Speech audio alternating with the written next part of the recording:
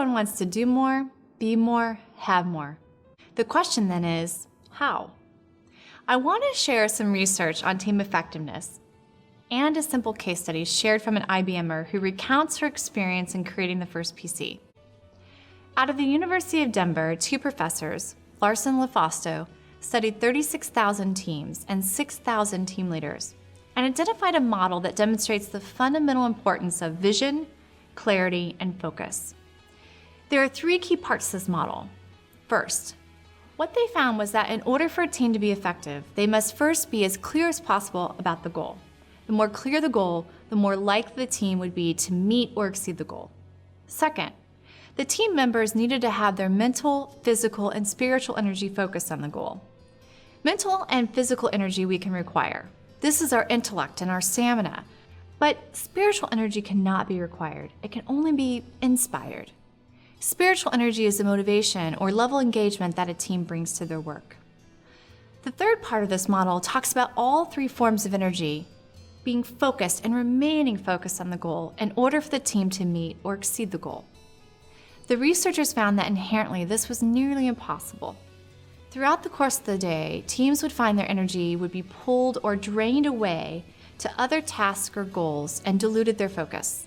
The more effective teams were the team leaders who were able to focus their team's energy and mitigate drains. Let me share with you an example of how this looks in the real world using a story shared with me by Patty McHugh. Patty McHugh, also known as Mother of the Motherboard, was one of 12 people on the team who designed the first IBM PC.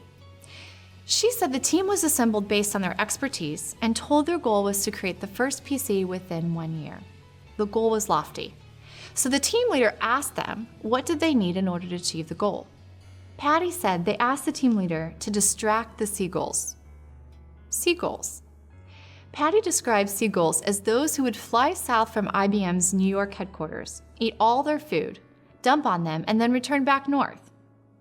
Not a very flattering description of what most of us can relate to as corporate, and Larson and LaFausto described as drains. Things that pull our energy away from the goal. Patty shared that their team leader made it his entire focus to keep the Seagulls distracted and away from the team so that the team could stay focused on their goal. She said the first thing he did was to allocate them exclusive workspace in a building no other IBM employee had access to. In addition to that, he kept the team's visibility low profile, not sharing with anyone it was not absolutely necessary what the team was working on. The low visibility allowed the team to keep from being questioned, prodded, or distracted simply because of the interest and, of course, the excitement of what the team was doing. The team leader's entire focus was to ensure that those 12 team members were able to do their job uninterrupted. 11 months later, the team finished designing the first IBM PC and reached their goal. Now, most of you listening to this are probably thinking, I'm in no position to distract the Seagulls so that my team can focus. That's impossible. And to some extent, it may be. But before you close your mind to this altogether, I encourage you to consider what is in your control to do for your team. IBM changed our world by introducing the first PC. If you want to be the best, change the world. What are you willing to do to give your team the breathing space to do it? It will likely require more than a vision, more than focus and clarity. It will require courage and tenacity as well, but it is possible. Here's one strategy to get you started. Start by going to your team and sharing the goal. Clarify the goal as something that they can achieve. Listen to their concerns and get their buy-in. Give them a voice and choice in the process.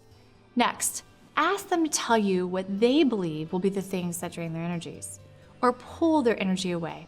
As much as possible, resist the urge to defend those drains, but allow them to be clear with you about what they anticipate they'll be. Once you listen to them, identify what's in your control to mitigate and make a commitment to them to distract the Seagulls where you can.